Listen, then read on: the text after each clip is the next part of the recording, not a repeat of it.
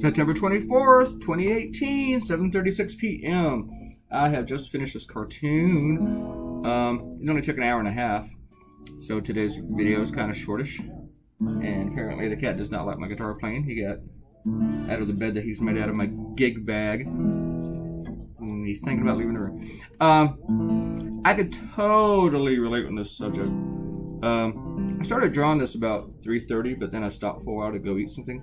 And then I started it again about 5-ish, finished it about 7. But I can totally relate with this issue, and I think a lot of other people can too, with the whole family being different with politics. I have always disagreed here and there with my family in politics, but there was nothing like hostile between us about it. In fact, I'd often forget that we disagreed about things.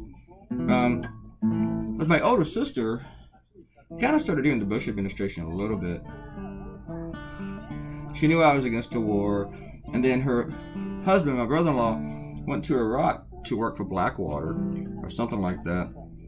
And I was like, okay, all right, go make some money. But then later, she told me that I was mad at her because I was against the war and he went to Iraq. And I was like, I never said that. Anyway, she just decided I was. But then after Trump came along, and now my older sister is someone who used to tell me stuff that I didn't know, like about state law and everything. And I'd be really, really informed on stuff, but she would just surprise me that she knew something that I didn't. And I'd thank her, like, wow, that's really, really smart. But I always knew that she was smart. Never saw her express anything of racism, nothing like that. And now, all over her Facebook page is all this stuff. Bitching about immigrants, support our police, which is fine. But at the same time, she's attacking Black Lives Matter. She totally supports Trump. She has all these conspiracy theories. She doesn't see any that she does not disagree with. She doesn't check anything. And she's totally lost her mind. My little sister is the same way. And I stopped talking to her a couple years ago when she told her niece that her mixed race child wouldn't amount to anything because she was mixed race. And at that point I said, I can't deal with you anymore. So we had a lot of problems before that. It wasn't just all this kind of stuff, but that was just like the nail in the coffin right there. And I haven't talked to either one in about 2 years. And it's like I was writing my blog, and it bothers me, that I can't talk to them and have a relationship with them anymore, and I really don't see it repairing. Sometimes when I think, I should try, I need to talk to them, let me just reach out. But let me look at their Facebook page first, and when I see their Facebook page, I'm like, nope, that's not going to work. It brings back all the crazy stuff that they've said to me. That's just insane, and I was like, my life has been pretty drama-free without them, and I kind of like it that way. If they can get to a point where they're not so dramatic, maybe we can talk. But for now, it's just, I'm good. Paul Gosar is this crazy, stupid-ass Republican in Arizona.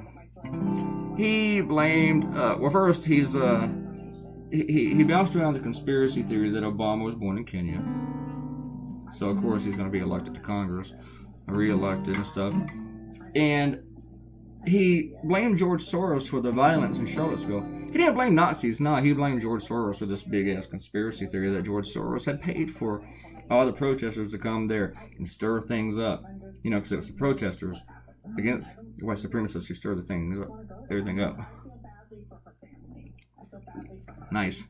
And he has 9 siblings. 7 of them wrote open letter, saying that he should apologize for that George Soros thing. And he never did. Now 6 of them, and these are very educated people, 6 of them have endorsed his opponent and have appeared in a campaign commercial. And Brill seems like a cool guy because, he retweeted one of my cartoons last week. But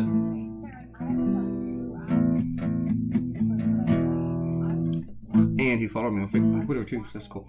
Let's see if he tweets this one out. But the siblings have endorsed Brill over their own brother. Now, their brother's mom came out and said that she agrees with him on his politics, but she doesn't really want them fighting and stuff like that. And Gosar, his reply, well, I always knew I was her mother's favorite son. So basically, yeah, I can totally relate with his siblings. He also said his siblings were disgruntled Hillary supporters. So I got this idea about maybe 7 a.m. I was drawing my last cartoon. I thought, oh, I gotta do this cartoon today. I don't know what's gonna happen tonight with Rosenstein and all that stuff. So let me go ahead and do this, because it might just pass me by and I won't get to do it.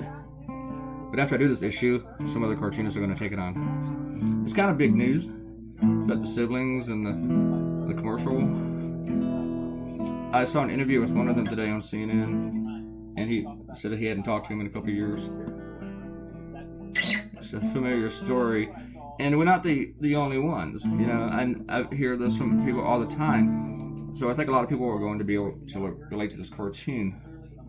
And I hope that I read a lot of comments like that. Actually, I think I'm already getting some. If you can hear that. Actually, I just posted this cartoon like 25 minutes ago, and it's got 20 shares. We'll see what happens.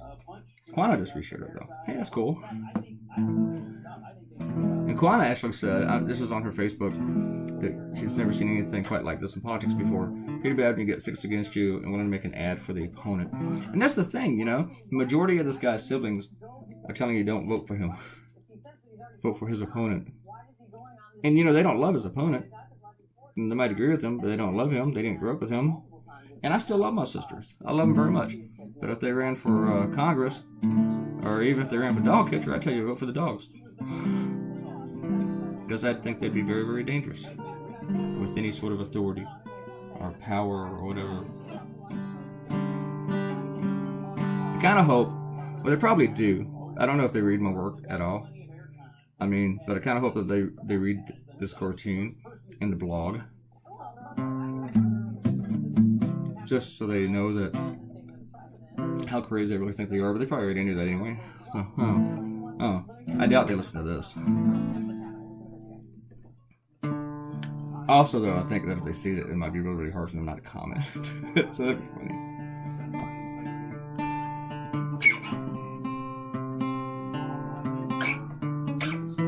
My older sister said that I wasted my talent, you know, because, you know, I'm liberal. So I'm not a good cartoonist anymore because I'm liberal.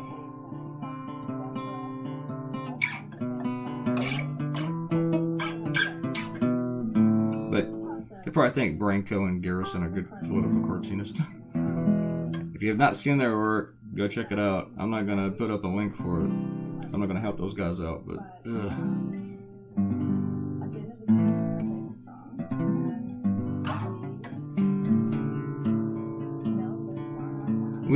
the other videos still too new to have any shout outs. So when I do the next video tomorrow, I will do the shout outs for this one and the last one. This is 236, so I do the shout outs for 235 and 236 at the same time. I like this cartoon mostly because I got the whole dog thing in it, and it made me laugh when I thought of it. And I thought I'd have some trouble drawing the dog, but the dog, I like the way he turned out. I like the way his body did. I mean, I had this whole image of him like standing against a tree. Anyway, the cartoon is done. Thank you for watching a bonus video, along with getting a bonus cartoon. And I will see all you maniacs tomorrow. Please leave me a comment. Tell me about your own family. How's that going for you? I've had friends stop talking to me too. You know, some of them is like, okay, good. Share this on social media. Leave a comment, and please subscribe to the channel. Click the red button, and I'll see you tomorrow. Goodbye.